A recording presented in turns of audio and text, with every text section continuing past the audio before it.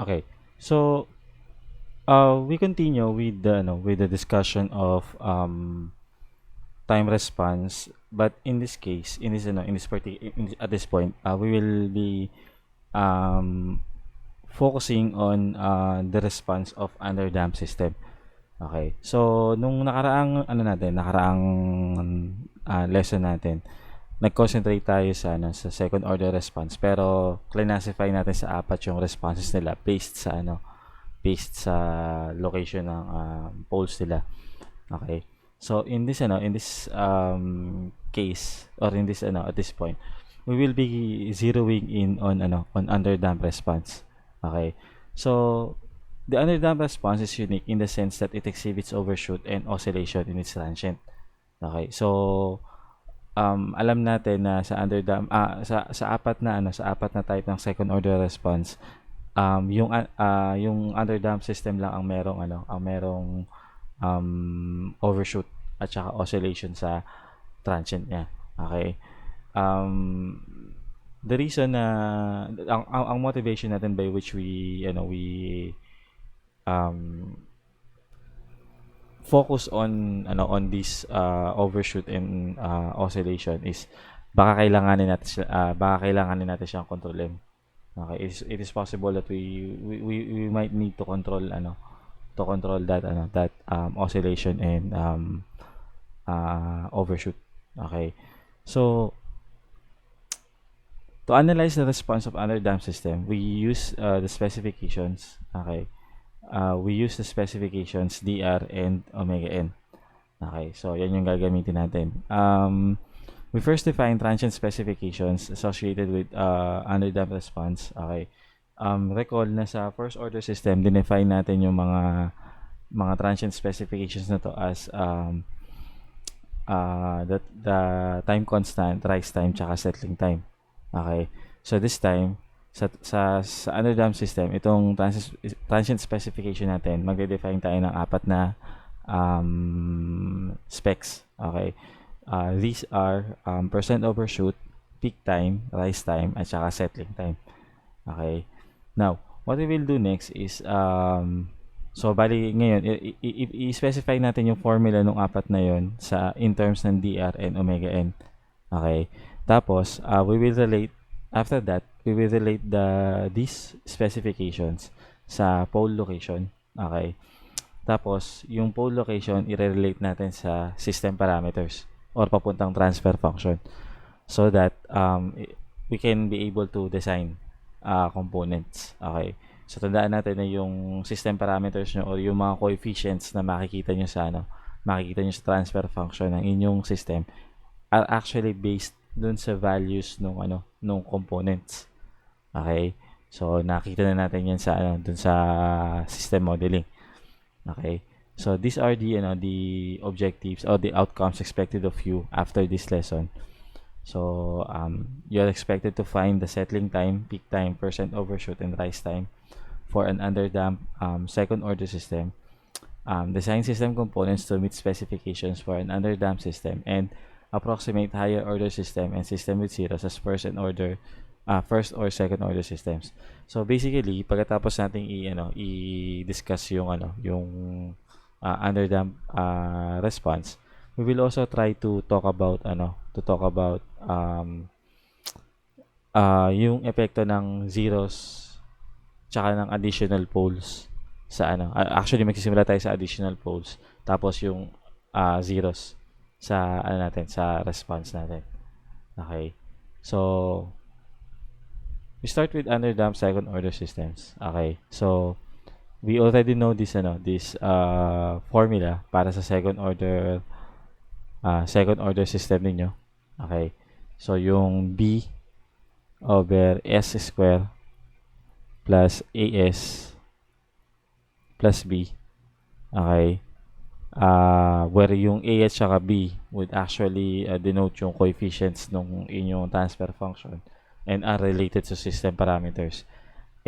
Tinranslate natin papuntang dr and omega n. Okay. So, kung kukunin natin yung step response ng system na ganito yung transfer function, ito yung magiging partial fraction expansion niya. Okay? And then and taking note na ito ay hindi factorable. Kasi nga ano nga yan, magpo-produce nga yan ng complex root, so hindi factorable yan. Okay? O hindi yan factorable into linear factors. Okay? Now, pag in-inverse natin yan, okay, more or less, ang magiging form niyan is ito. Okay. Ngayon, makita natin ito yung force response. Okay. Given na equal nga ito, tsaka ito, dun sa original transfer function natin. So, alam natin na ito ay mag-1.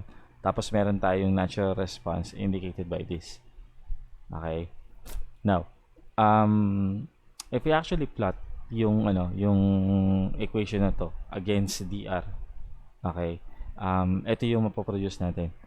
So we take note na since ina-expect natin na meron tong overshoot, pero we take note na yung epekto ng damping ratio is as you actually have your damping ratio lower, mas tumataas yung overshoot natin, or mas tumataas yung mas nagiging oscillatory, mas nag-exhibit ng oscillation yung ating response. Okay. Whereas kung mataas or malapit sa 1 yung ating damping ratio, halos wala siyang overshoot at hindi siya halos nag-exhibit ng oscillation. Okay, so this is consistent naman dun sa ina-explain natin before pa. Okay, sinabi nga natin na ang damping ratio is a measure by how fast your energy is being dissipated out of your system. So the lower the damping ratio, the slower it dissipates the energy out of the So ibig sabihin, mas maraming energy ang naiiwan dun sa loob ng system niyo. Okay? So ayan. Now, for general second order systems, we have defined two parameters already. So meron na tayong dalawang dinefine before na omega n at saka dr, nakasama sa sa specifications ng time response ng ating underdamped system. Okay? So kasama yan sa characterization kumbaga ng ating response. Okay? Now, for underdamped system, we in addition we define the four. Okay, the rise time, peak time. This is actually percent overshoot. And this is your percent overshoot. Okay. So the amount the waveform overshoots the steady state or the final value at the peak time, expressed as percentage of the steady state value, which is the percent overshoot, and the settling time. So nandiyan yung mga definition nila. Basically, yung definition ng rise time at saka ng settling time ay pareho nung kung paano natin siya dinefine sa first order system. Okay? So yung peak time medyo self-explanatory naman to. Tapos yung percent overshoot is ganito yung pinaka-definition niya. So kung ito yung ating final value, okay? Kung ito yung ating final value, okay? Ang ating percent overshoot ay yung by how much your peak value exceeds that final value. Okay? So then we will express it as a percentage. So basically, ang pagkuha ng percent overshoot starts from Cmax, okay, or the maximum value, okay, minus C final, the final value of your the final value of your response divided by C final. Okay, so naka-percentage siya in terms ng final value. So times 100%. So yan yung ating ganyan yung definition value na natin ng percent overshoot in terms of the formula. Now, what we would want to do first is to actually express these four specifications in terms of dr and omega n. Okay, so bibigyan natin siya ng formula na naka-express in terms of dr and omega n. So Tp is given as pi over omega n times the square root of 1 minus dr square. Okay, ang percent overshoot is 100 times e raised to negative pi dr over 1 minus dr square. Ito naka-percent na to bale. Okay, kasi may multiply natin siya ng 100. So, naka-percent na to. Okay. Settling time is approximately ito. Ito lang yung gagamitin natin.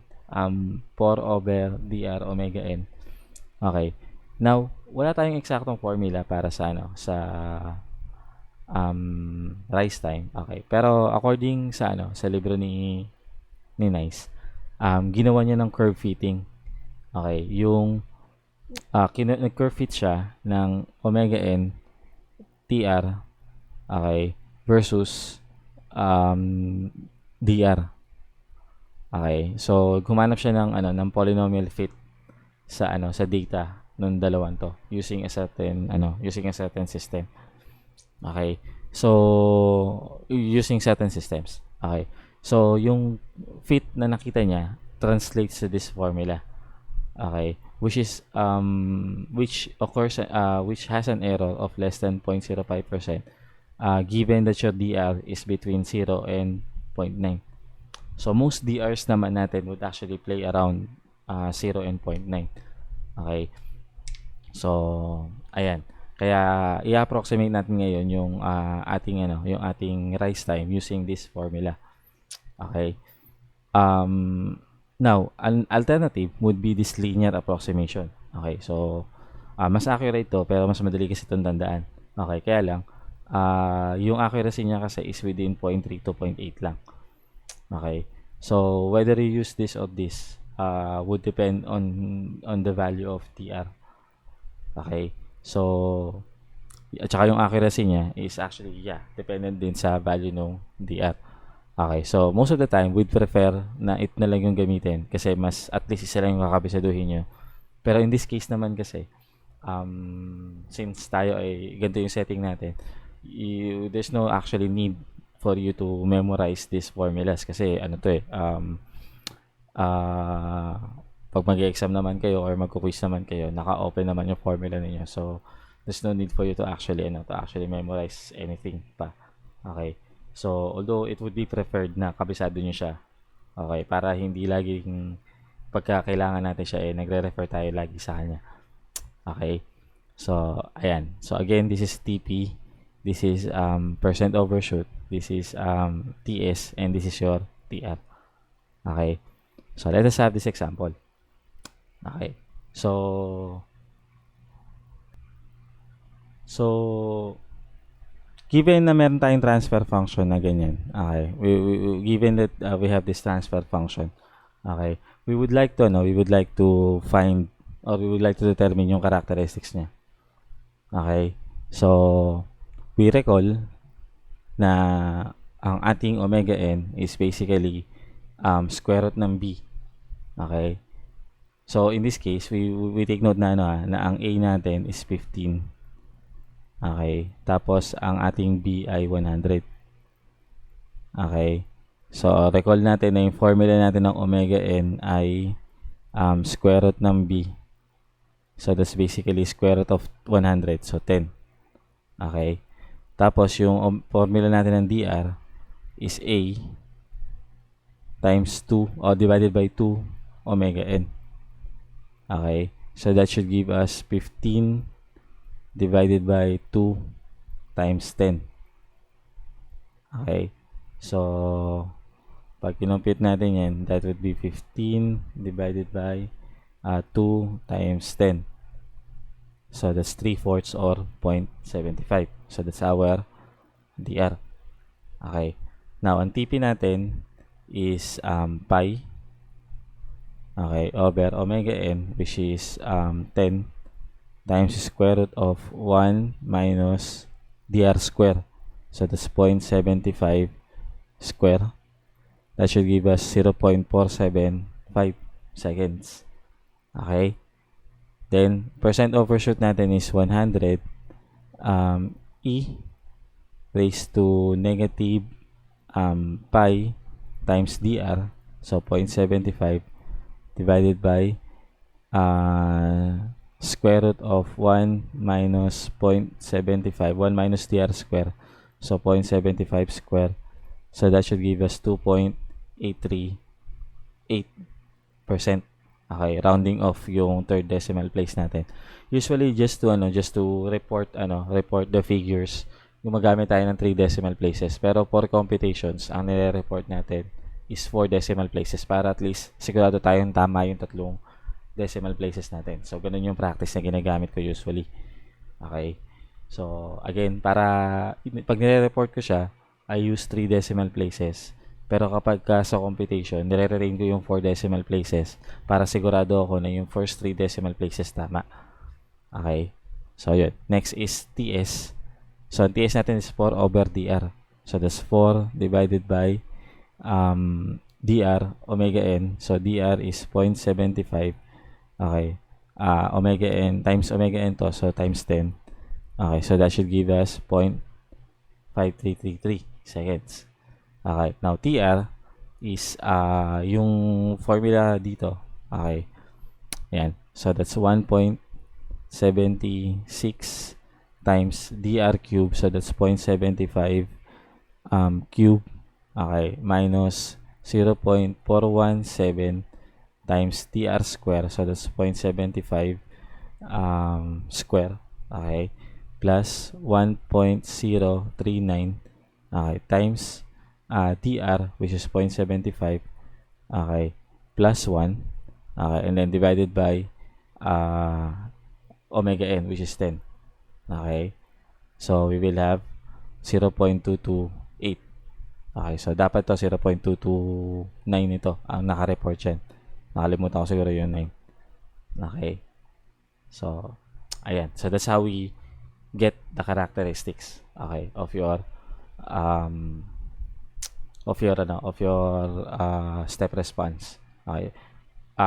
Characteristics to ng step response, Okay. So, syempre, pag ibang input, ibang characteristics din yan. Pero, ang kinakarakterize natin dito, basically, is yung step response. Okay. So, ayan. Okay. Now, let us try to plot yung ating yung step response natin using Octave. Okay. So, basically, kung medyo natutunan na natin kung medyo nagawa na natin sa lab yung activity natin about time response. So, that's activity 4. Okay. Activity 3 at activity 4. Activity 3, system modeling. So, merong part doon na tuturuan kayo kung paano mag-define ng transfer function sa loob ng Octave. Okay. So, ayun, at mangangailangan yun ng control systems package ng Octave. So, ilo-load natin siya. Okay. So, ayan. Now, we would like to define yung transfer function natin. Okay. This way. Okay. So, ito yung ating magiging transfer function. Okay. Yan yung given doon sa example natin. Okay. So, ayan. Now, we would like to find yung step response nito using the function step. Okay. So, yung step function nyo plots the step response. Okay. Kung wala siyang output. Kung may output siya, basically, i-ano niya yung data. Yung value ng output versus time. Okay. So, yun yung kapag nilagay niyo siya ng output. Okay, pwede niyo kunin yung data lang, yung output lang, pwedeng yung data, yung output tsaka yung time. Yung corresponding time niya. Okay. So, let's plot it first muna.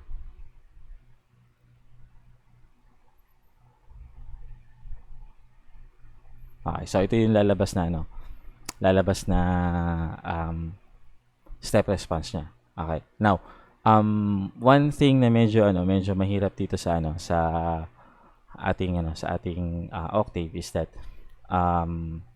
yung ating hindi naka-quantify. Naka-plot lang siya pero hindi siya naka-quantify. Okay, so yung mga values natin, yung characterization natin is hindi naka-quantify. Okay, so therefore medyo mahirap basahin dito. Actually, this could have been easier kung MATLAB yung gagamitin natin, which mamaya ipapakita ko konti.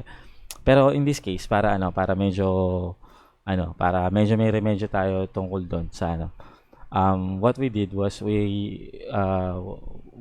I wrote a function called f step info. Okay, in which it would display yung values nung ano natin. It would display yung values nung ating yung characteristics ng ating ng ating time response. Okay. So ito yung file na sinasabi ko. This is available sa laboratory natin. Although may mga ginawa pa akong konting changes dito, like ito baka hindi, alam ko na i-correct ko na to sa manual ninyo. Okay. Ito lang, nilagay ko lang ito para ma-display lang yung peak value. Okay. Tapos ito para ma-display yung final value. Okay. So mga lalabas na data dito ay yung rise time. Okay. Yung overshoot. Okay, yung percent overshoot, yung peak value, final value, tsaka settling time. Okay, so yun yung mga lalabas na dito na data. Okay. So kapag ginamit natin siya. Pero ang tatandaan nyo kapag gagamitin nyo to, naka depende to sa kung ang ninyo ay nakasettle na. Una-una kung stable siya. Kasi wala tong error checking kapag hindi stable yung system niyo. Okay. So this is a very crude function that I did just for this purpose. Okay. So if you can suggest some improvement, mas maganda. Okay. So again, nakadepende ito kapag pag stable yung system niyo, or pag magse-settle siya talaga sa isang final value, and number 2 pagka nakasettle na talaga siya. Okay, so that is why pag gagamitin nyo to, first i-plot nyo muna yung and then make sure na nakasettle na siya. Okay, so yung makikita nyo talagang flat na yung value niya. So in this case, hindi pa masyado. So ang gawin natin is i-adjust natin yung end time nung natin. Yung end time ng ating step function. So para magawa natin yun, dagdagan natin ito ng second argument. So halimbawa dito hindi pa siya settle sa 0.7, baka after 1 second nakasettle na talaga siya. Okay, so ayan. So ayan, medyo flat na siya dito. Okay, so kung medyo gusto nyo pang i-check, extend pa natin ng konti. Okay, ito yung ina-adjust ko. Okay. So, ayan. So, ayan. So, medyo okay na to. Now, ang gagawin natin, kung gagamitin yung step info, okay, or F step info. Okay. Dapat, gagamitin yung same argument na ginamit nyo dun. Okay. Also, I also suggest na, yung third argument nito kasi nito is about the sampling time. Okay, so maganda niyan. Medyo liitan niyo ng konti yung sampling sampling time niyo. Okay. Para hindi para medyo smooth, mas smooth yung graph niyo. Okay. So halimbawa yan, I'm having 0.01 data points in 0.01 second in between data points. Okay, so medyo maganda yung medyo maganda-ganda na yung resolution ng ko. Okay, so ito rin yung gagamitin nating argument para dun sa step info. Okay. So pag niran natin ngayon ito, so we'll have the following data. So ito yung rise time, overshoot, peak value, peak time, final value, tsaka settling time. Okay, yung computed natin ito. Ang ating peak time is 0.475 while dito is 0.48. Okay. Ang ating percent overshoot is 2.8984. Dito ay 2.87. Okay. Ang ating settling time is 0.533. Okay, dito ito 0.577. Okay, and then ang ating rise time is 0.229 computed. Ang natin dito is 0.229. Okay. So we don't expect na medyo maglalapit sila kasi una-una, marami din yung mga formula din nito. Yung mga formula dito, karamihan din yan, mga approximation lang din. Okay. Tapos ito, syempre, depende lang to dun sa data points na ibibigay ng step function. Okay. So, para actually ma-triangulate natin siya at ito yung mas medyo reliable is gamitin natin siya ng MATLAB. Okay, kasi yung MATLAB medyo yung code ng MATLAB mas medyo refined yun ng konti. Okay. So here I'll be using yung MATLAB Online. Okay. So nag-sign up ako para sa trial ng MATLAB Online.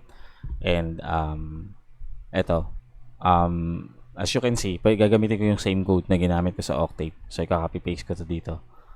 Okay. So ayan. Okay, so gumagana siya. Okay, so again, code compatible yung dalawa. Okay, so we will plot yung step response nung transfer function G natin. Okay, so remember to rin yung ginamit kong command kanina before I actually put in some additional arguments. Okay, so ayan yung step response natin. So makikita naman natin pareho siya. Okay, pareho siya ng shape tsaka So actually yung check ko dito yung Octave, hindi yung MATLAB. Okay, so ayan. Now, ang maganda lang dito sa MATLAB kasi is that when you right click yung ating step response graph, lalabas itong context menu na to. Okay, so when you right click, lalabas itong context menu ninyo which shows one of the menu is yung characteristics. Okay, so kapag hinovert natin yung mouse over the characteristics tapos click natin yung peak response. Okay, makikita natin yung characteristics ng ating So, ang peak value natin is 1.03, ang overshoot is 2.84, ang percent overshoot ang ating peak time is 0.473. Compare nyo yan dun sa ating computed values. Okay. 0.475, 2.838, at saka yung peak value which is 1.03. Okay. At yung nakuha natin sa Octave which is ang overshoot natin is 2.87 at saka yung peak time natin na 0.48. Okay. So, ayan. Tapos, again, right-click, characteristics, settling time. Okay. Makukuha natin na yung settling time natin dito is 0.574. Ang computed natin is 0.533. Okay. Ang Octave results natin ay 0.577. Okay. So, may mga differences yan kasi, again, may mga karamihan dito puro mga approximation. Although, medyo fairly accurate naman yung I believe medyo fairly ang pinaka-accurate sa tatlo na yan is basically yung MATLAB. Okay. So, ayan. Pero decent naman na rin yung accuracy nung sa Octave natin. Nang check ko na rin yan. At least tama yung tama yung dalawang significant figures yan. Okay. Yung lahat ng results na nakuha ko, at least tama yung 2 significant figures. So, medyo decent na rin yung accuracy nito. But again, if you can help na ma-improve ito, mas maganda. Okay. So, ayan. Rise time. Right click. Characteristics. Rise time. We have 2.229 seconds yung rise time. Yung computed natin is 0.229 din. Yung Octave results natin is 0.229 din. So, medyo okay na rin. Okay. So, ayan. And also, merong command si MATLAB na step info. Okay, so step info G. Okay, so lalabas yung mga figures. Yung mga figures na nakuha nyo dito, lalabas din dito. Okay?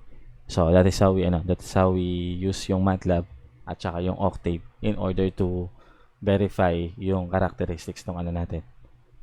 Okay? So, ayun. So I believe kaya nyo na lang diskartehan tong tong example 3.10. Okay, so again, this is just using proper usage ng formula natin. Okay, so available naman sa inyo yung formula always. Kapag kailangan nyo mag-refer sa kanya. Okay, so there. Now, the pole plot for a general underdamped second order system is shown here. Okay, so again, ang pinag-uusapan natin is second order system na walang zero. So puro pole lang ito. And for an underdamped system, we will have two poles. Okay, two complex conjugate poles. Okay. So in terms ng natural frequency tsaka damping ratio. Okay. Yung ating ano, yung ating pole location can be written this way. Kaya lang ito yung general kasi. Ito yung general ano para sa second order. In particular, ah para sa second order system ninyo, para sa underdamped system ninyo, ang pole location ninyo is written as pole locations ninyo ay written as negative dr omega n, okay, plus or minus j omega n times square root ng 1 minus dr square. Okay, so mapoprove naman, kaya namang ano yan, kaya namang ma-derive yan. Okay. So basically ano, gamitan niyo lang 'to ng ano, gamitan niyo lang yung denominator nito, gamitan niyo lang ng quadratic formula. Makukuha niyo 'to. Okay, and then taking note na for underdamped system, ang DR natin ay basically 0, between 0 and 1. Okay. So for an underdamped system, ito yung magiging pole location niyo. So ito 'yun. Ito yung naka-depict dito. Now, let us say na itong real part nung ano ninyo, itong real part nung ating ano, okay, tawagin nating sigma d, excluding the negative sign okay, yung excluding the negative sign, itong dr omega n, tawagin natin sigma d, okay, tapos yung imaginary part, ito, okay, tawagin natin siyang omega d. So ito yung mga proper names nila. Exponential damping frequency. Okay. Exponential damping frequency para dun sa sigma d. Tapos yung omega d ninyo is damp frequency of oscillation. Okay. So ayan. Now, ngayon, i-take note lang din natin na so ito yung ano no, ito yung magiging omega d na sigma d natin. Okay. Itong symbol na to, instead na ito ang ginagamit kong symbol, ang ginagamit kong symbol ay dr. Kaya negative dr omega n sa atin yan. Okay. So ito rin, dr yung ginagamit ko dito. Okay. So kung titingnan natin, I would like to get the length of this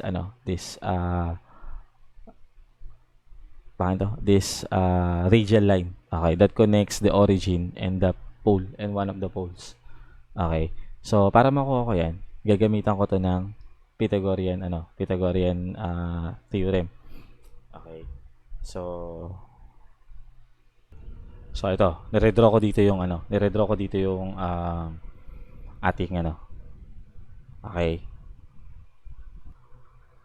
So yun. So, nire-write ko siya ngayon dito. Ang gawin natin is hanapin natin yung haba nito. Okay. So, para mahanap natin yung haba niyan, meron tayong right triangle dito. So, ito yung isang length. Tapos, ito yung isang length. Okay. So, basically, that would be sabihin natin yung haba nito ay L, no? So, yung L natin is basically square root siya ng dr omega n square plus omega n square times 1 minus dr square. Okay, so obviously, pag ito, sinimplify ninyo, kasi ito magiging omega n square minus negative omega n square dr square ito. So, makakancel na to. So, may iwan lang dito is omega n square tas naka-square root. So, basically, yung haba pala nun is omega n. Okay? So, ayan. So, kaya nakalagay dito. Okay, kaya nakalagay dito na omega n siya. Okay? Omega n siya. So, ayan. Now,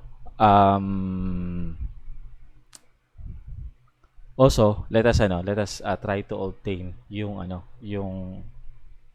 data. Okay? So, kuha tayo ng relationship sa data dun sa omega n at saka dr natin. Okay. So, kung i-ratio natin or kung kukuha tayo ng angle relationships dito, ang pinakamadaling kukunan ng angle relationship dito at yung pinakamalinaw is yung cosine. So, pag kinuha nyo yung cosine ng theta, that basically is adjacent over hypotenuse. Okay, so yung adjacent side natin is dr. Ito yung adjacent side natin. Ito. So, that's dr omega n. Okay, tapos yung hypotenuse natin is nalaman nga natin omega n. So, ayun, na-discover natin na yung cosine pala ng theta natin is basically equal to dr. Ayan. So, ngayon, yung geometry nito, yung location nito, kasi ang location yan can either be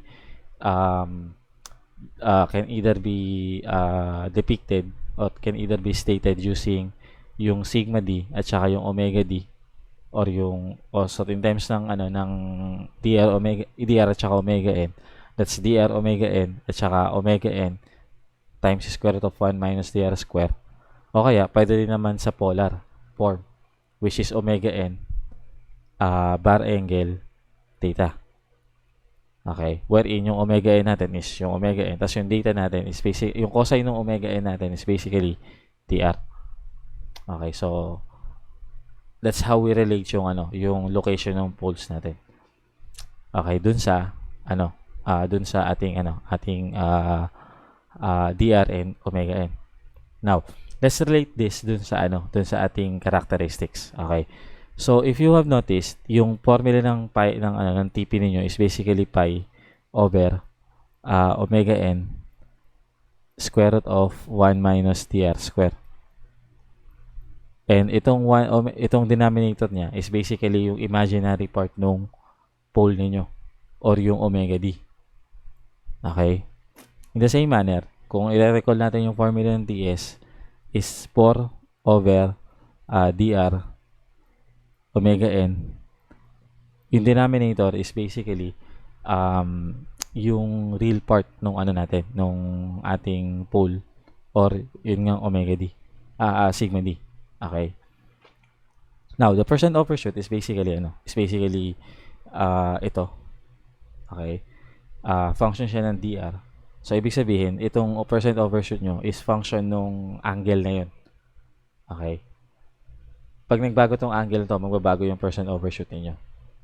Okay? Tapos, ito pa. Kung titingnan nyo, kung i-ratio nyo yung sigma d sa omega d, okay, that's basically dr omega n divided by omega n square root of 1 minus dr square. Okay? Tapos makakancel natin to. Lalabas, yung ratio ng sigma d over omega d is dr over square root of 1 minus dr square. At ito yun. Yan yun. So basically, pwede pala natin isulat itong formula ng percent overshoot as 100 e raised to negative pi sigma d over omega d. Ayan. So, ngayon, yung tatlong formulas natin o tatlong formula nung characteristics nung ating time response, okay, ay naka-express na in terms ng pole location. Okay? So, ayun, that's alternative. Ibig sabihin, mahanap nyo rin pala yung mga characteristics na yan using the pole location. So, pero ito yun. Ito yung conclusion natin. Okay? The peak time, TP, would be a function of the imaginary part of the pole. So, ibig sabihin, pag binago nyo pag may nabago dun sa value ng imaginary part ng pole ninyo, ang nagbabago yung peak time. Okay? Yung settling time naman is a function of the real part of the pole. So, pag may nabago dun sa real part ng pole ninyo, ang nababago yung settling time. Okay? Yung percent overshoot is a function of the cosine of the angle theta. So, pag may nababago dun sa angle, may nababago sa angle na to, ang nagbabago yung overshoot. Okay? So, Ayun, tignan niyo rin ito, kung ano, kung ang pole ninyo ay located dito sa real axis, ano yung angle natin? Okay, ano yung angle na mabubuo niya? So, 'di ba zero 'yan? So, take note na yung cosine ng zero, okay, cosine ng 0 degrees is basically 1. Yan yung DR ninyo. Okay, yan yung DR ninyo kapag ka nandito siya, 1. Okay? Pagka critically damped siya, yung DR ninyo 1. So, yung angle nung ano niya is 0. Okay? Pag dito naman, okay, pag nandito naman siya, that should be cosine of 90 degrees. Okay, at ang cosine ng 90 degrees ay 0. Okay? So, kapag ka undamp naman yung system ninyo, ang DR ninyo ay 0. So, nandun sa j omega axis yung pole ninyo. Okay, so kaya, in between yung angle nyo na 0, okay, up to 90, bali pataas siya. Okay, ito yung DR ninyo. At yung DR ninyo ay nagdi-decrease. Kasi galing yan ng 1, papunta yung 0. Okay, so yung DR ninyo nagdi-decrease. So, ibig sabihin, habang lumalaki yung angle na yon, mas nagiging oscillatory. Okay, mas nag-oscillate yung ano nyo, yung step response niyo. So, which is consistent dun sa ating observation. Nung una pa lang, na kapag bumababa yung DR ninyo, mas nagiging oscillatory yung step response niya. O nagkakaroon siya ng mas maraming oscillation dun sa transient niya. Okay? So, from the foregoing discussion, okay, the following observations can be deduced that relates the pole location to the time response performance. Okay? So, basically, kung isa-summarize ko tong ano, kung isa-summarize ko tong tatlong bullets na to, ganito siya. Take note lahat, yung TP at saka yung TS ay inversely proportional sa pole location. Okay? Inversely proportional siya dun sa isang part ng pole location niya. Okay? So, ang TP ninyo ay related dun sa imaginary part. So, which means, kung lalaki yung value nung kung lalaki yung value nung imaginary part ninyo, okay? Kung lalaki yung value ng imaginary part ninyo, liliit yung peak time. Ibig sabihin, mas magiging mabilis siya. Mas mabilis siya mag-peak kapag nilakihan nyo yung value ng peak time ninyo. Given na constant ang settling time or constant yung imaginary, yung real part. Okay? Whereas, kung mas gagawin natin mas negative, okay, yung real part mo, okay, so lalakihan mo rin siya pero on the negative side, okay, mas bibilis naman yung settling time. Mas mabilis siya magse-settle. Okay, again, this is inversely proportional. Kung lalaki yung sigma d, okay, lilit yung settling time. So, therefore, bibilis siya. Okay, so, ayan. Ito yung sinasabi nung first bullet. Pag tinaasan mo yung peak time, provided na yung imaginary part ng pole mo. Okay, provided na same angle siya. Okay, same pa rin yung angle. Pareho yung envelope pero yung peak time mo bibilis. Okay, so ito yung peak time para sa case 1, ito yung peak time para sa case 2, ito yung peak time para sa case 3. Mas bibilis siya. Okay. Now, kung ang i-adjust mo naman ay yung real part, okay, kung yung real part yung i-adjust mo, pa-negative, okay, mas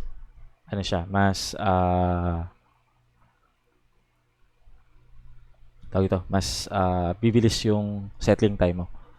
Okay, so ito yung bibilis ito. Kung kailan siya magse-settle. Okay. So, ayan. Now, kung consistent ka naman sa angle, ibig sabihin, i-move mo siya through the radial line in which magkakaroon ka ng constant na angle data. Yung overshoot mo, the same. Okay, pero since ang nangyayari nga is nagbabago yung real part niya tsaka yung imaginary part niya, magbabago yung peak time, magbabago yung settling time. And habang lumalayo siya dito, actually ang indication niya nito, yung origin. Habang lumalayo siya sa origin, mas bumibilis yung mga time response characteristics mo. Habang lumalayo siya sa origin, mas bumibilis yung time response characteristics mo. Okay. So, That is how we relate yung that is how we relate yung um, peak time, settling time, tsaka percent overshoot dun sa geometry or dun sa location ng poles niyo. Okay? So, ayan. Now, for this example, okay, given na meron tayong pole location, okay, so yung pole natin ay located sa -3 plus or minus J7.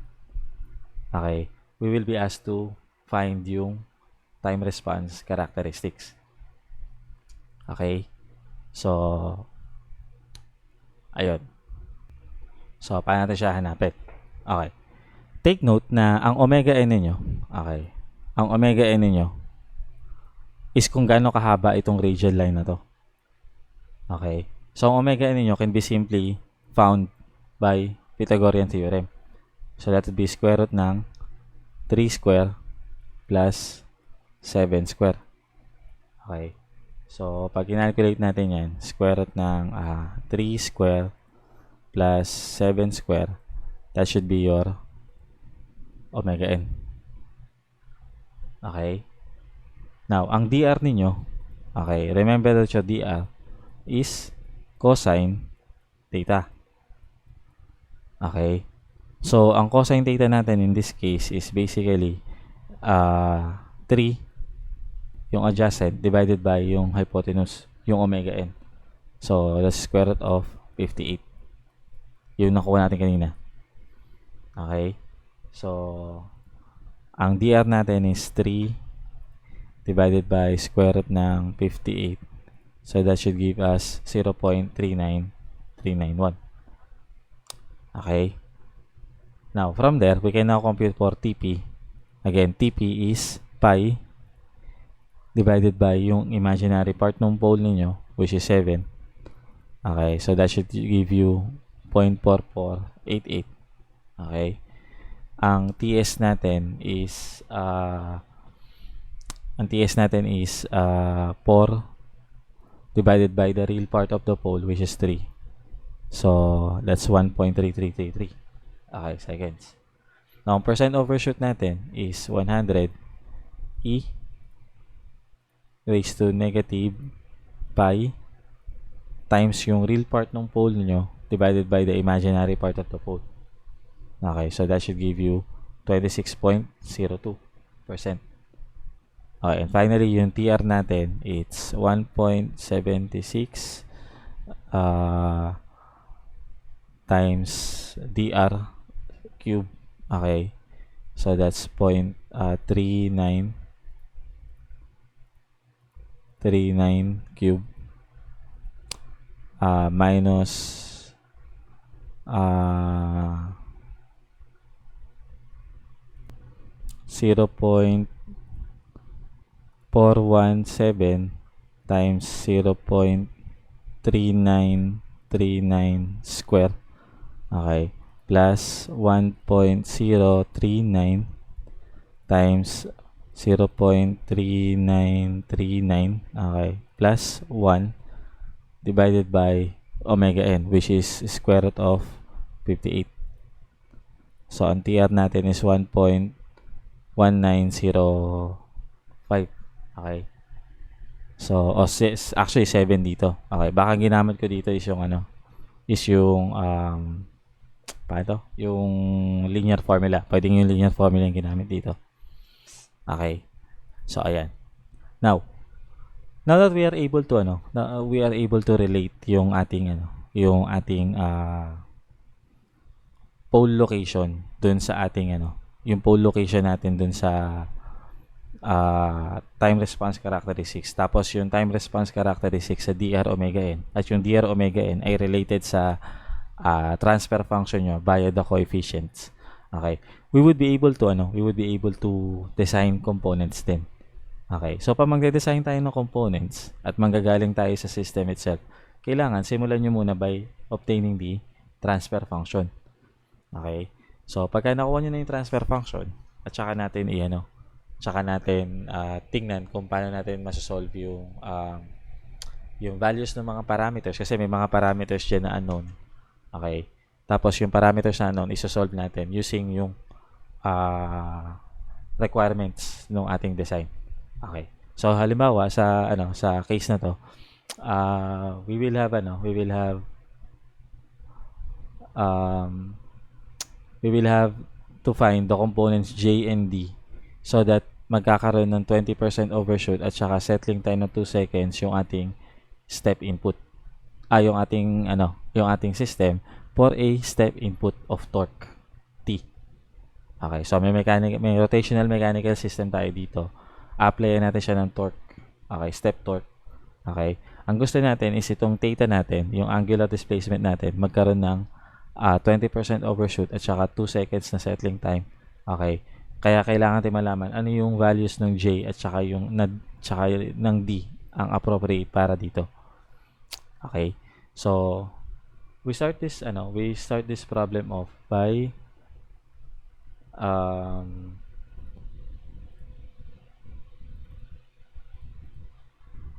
we start this problem off by obtaining yung transfer function. Okay. So, kuha tayo ng equation of motion dito. Okay. So, this is basically Js square. Since 1 degree of motion lang naman to, this is Js square plus ds plus k is 5. Okay. So, plus 5 times theta s equals T of S. Okay? So I'll start from there. Okay? So meron tayong Js square plus ds plus 5 times theta equals T. So ngayon, yung transfer function natin na theta s over T of S is 1 over Js square plus ds plus 5. Okay, kaya lang we want the leading coefficient para maging consistent tayo dun sa form ng ating transfer function. We want this leading coefficient to be 1. So i-divide natin both the numerator and the denominator by j. Okay, so this should become 1 over j divided by s square plus d over js plus 5 over j. Okay? So, ayan. Now, galing dyan. Actually, dito, meron kayong dalawang approaches. Pwede nyong i-approach ito using the TR omega n galing dun sa requirements. O kaya, pwede nyong i-approach to gamit yung location ng poles mismo. Okay? So, halimbawa, gamitin natin yung DR at saka omega n na approach. Okay. So, ang requirement natin is yung percent overshoot ninyo is 20%. Okay. Tapos, yung ating TS as 2 seconds. Okay. So, from there, solve natin yung DR at saka yung omega n ninyo. Okay. Now, since ang percent overshoot nyo is a function of DR alone, so, kung i-consider natin si percent overshoot, masasolve natin kagad si DR. Okay. So, para masolve natin si DR, gamitin lang natin ng calcu. Okay, so this is something na medyo natutunan ko sa mga former students ko. Okay, so i-shape solve na lang natin ito. So, this is 20, okay, equal 100 e raised to negative pi times alpha x. Ito yung DR. Kasi DR yung sasolve natin eh. So, hindi natin alam yung DR. Over square root ng 1 minus alpha x square. Tapos, shift solve natin. Okay. So, ayan. So, lalabas na yung ating is 0.4559. Okay. So, yung DR natin is 0.4559. 0.4559. Now, galing dito, okay, masasolve natin yung omega n as take note that TS is 4 over TR omega n. So, therefore, ang omega n natin is 4 over DR TS. Okay? So, pag ikakalculate natin yan, diretso na natin sa calcu. That's 4 divided by dr 0.4559 times 2. So, ang omega n natin is 0.43869. Okay, so this is 4.3869. So, that would be your omega n. Okay, now, alam natin na ang omega n ninyo is square root ng b, or in this case, square root ng 5 over j. So, masasolve ko yung j galing dito. So, j here is square nito. Okay, 5 divided by square nito. Okay, so that becomes 5 divided by square nung 4.3869 square. So that should give you 0.26. Okay, or yeah, 0.26. 0.260 kilogram meter square. Huwag kakalimutan yung unit. Okay? So that would be your J. Tapos yung dr naman, alam natin this is A over 2 omega n. Okay? Ang A natin, okay, so simulan natin dito. Yung ating dr is A over 2 omega n. So, ang hahanapin natin is yung A. Okay? So, yung A natin is 2 dr omega n. But alam natin yung A is d over j. Okay? Ngayon, alam na natin yung j. Kaya masasolve ko na yung d. So, yung magiging d natin is basically 2 times j times dr times omega n. Okay? So, gamitin natin ang calcu yan. This is d equals, so 2 times 0.26 times dr na 0.4559 times yung omega n natin na 4.3869.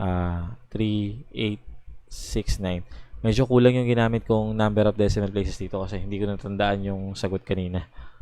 Okay. Pero kung mas madadamihan nyo pa to, okay, mas maganda. 4 decimal places para ma-sure. Okay, so ayan. So meron tayong 1.04.